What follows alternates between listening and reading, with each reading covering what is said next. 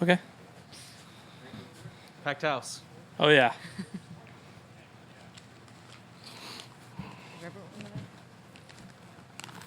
All right, thanks, Justin. We are pleased to welcome, oh, are we unmuted?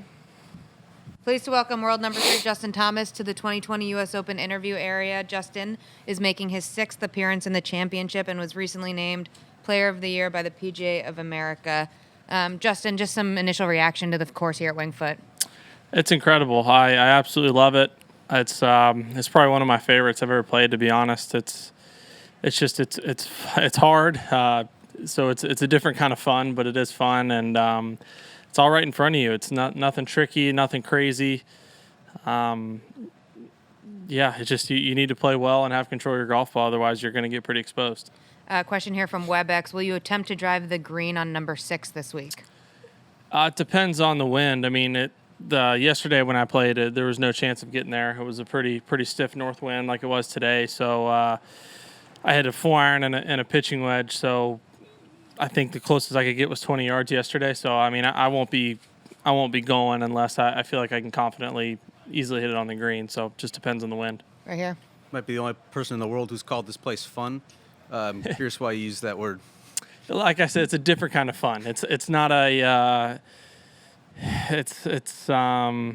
Trying to think of where we played recently. It's not a 20, 25 under kind of fun. It's U.S. Open. I mean, it's tough. You know it's going to be tough, and par is a really, really good score. But maybe it's just because it's Tuesday I'm saying that. I might not think the same at the end of the week, but it is. It's going to be such a grind. It's going to be really, really difficult. But, it's to me, it's fun to see, some of those tough pars you can make, some of those really good 4, 5, 6 irons you can hit in the middle of the greens and really just who can manage everything the best. I was going to say, what's the line between being really, really difficult and being unfair? Like, when does it cross over? It's all golf course setup. I mean, we've never played a course that's gotten away from us because it's too hard of a course tee to green. It's because it's been poorly set up. That's just the fact of the matter. I mean, this place it's right now. You go play, you put the pins where they should be. The greens are very soft. The fairways aren't that firm. It's beautiful weather. Like, yeah, there's going to be a lot of high scores, but there'll be some good scores. There'll be some under par scores, but if they got firm, they got fast, it got windy, they put pins where they shouldn't be, then yeah, it'd be stupid. So it really just all depends on how the golf course is set up. Question. Sorry. Yeah, from DeMeglio here on the WebEx. Thoughts on Jimmy being back on the bag? Yeah, it's great to have him back. It seems like it was so long ago, and it seems like it was so short time ago that he was caddying last. So he's been ready to go for a little bit, but I just think getting a couple extra weeks rest and to get ready to go for this week was good for him. And another one here. Who wins? Someone who hits the most fairways or someone who makes the most 8-foot putts? That is a good question. Hopefully I do either one of those, and I'll let you know. But, I'm going to go most fairways because 8 feet is a pretty specific number. So I'm going to go most fairways. Back to Ryan. What was the benefit of playing here a couple weeks ago, do you think? I mean, how different has it gotten? It was just big for me because I came here at least seeing it. I felt like going to Harding Park. I'd never seen the golf course. I didn't know it very well. It's not like no offense, but it wasn't like Augusta where I watch it every year, the tournaments that had been there and knew it before I even got there. So I, to be honest, was pretty tired come Wednesday. Obviously the week before winning didn't help that, but just trying to get to know a golf course for the first time when it's a major is difficult. And I felt like if I had the opportunity to get here, I needed to do so after how I felt in San Fran. And I'm very glad I did. Just little things, like I was very, very lucky the 2 days that I played. I had 2 different winds. So some of the holes that are maybe blind, I know that, when it's downwind, 14's a 3-wood. When it's in the wind, it's a driver. It's just little things like that to where when I'm coming out here, I'm not stepping on every tee like, all right, what are we doing here? It's more, let's just play the golf course. Let's hit a bunch of chips and putts and just get more comfortable as opposed to learning it. Another one here. The U.S. Open has a reputation of being a demanding test. How do you embrace that type of challenge? Yeah, you have to embrace it. Otherwise, it's gonna eat you alive. I mean, you're gonna, especially a place like this, you're gonna make a lot of bogeys. You're gonna be put in some uncomfortable places, and you're as a person are gonna feel uncomfortable. And it's really just how can you manage that. And I'm not going into this week scared of Winged Foot. It is probably the hardest golf course I've ever played. I think. I mean, Oakmont is very tough, but I think that can get.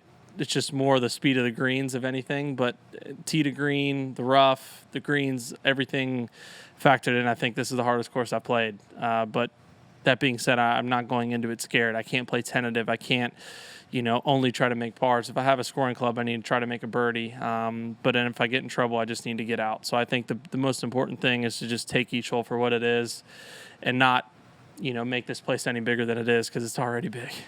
What's the toughest lie you've dealt with this week already, and how was it?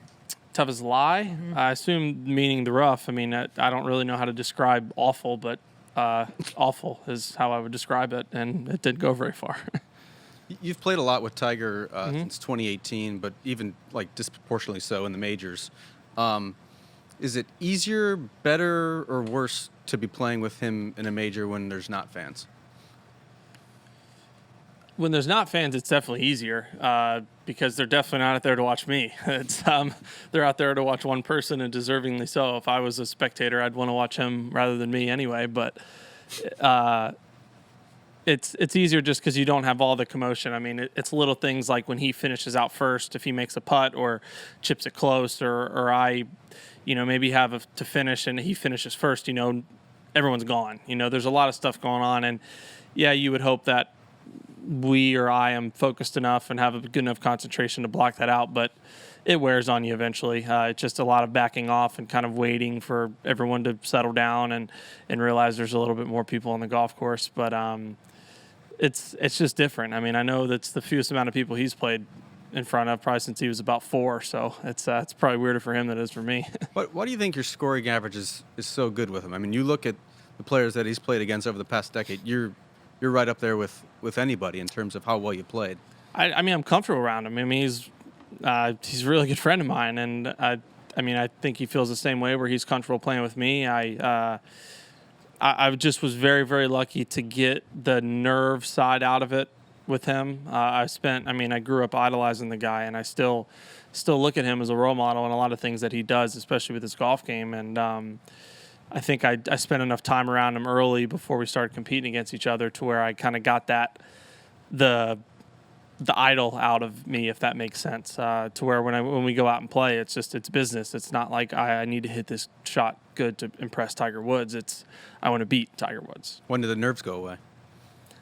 I don't know. I don't specifically remember a certain time, but it's just it comes with anything. It's the same thing. The first couple of times you're in contention at a tournament, not that you're not nervous anymore, but you're more comfortable.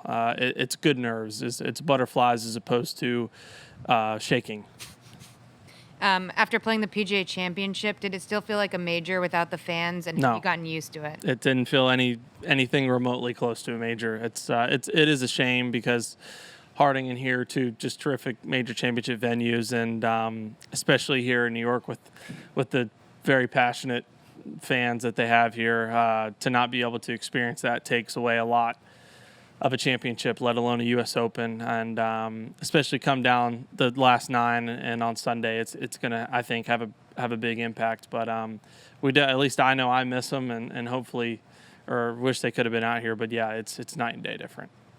TV probably doesn't do the slopes justice here in terms of the greens. But people at home, how would you describe putting some of these?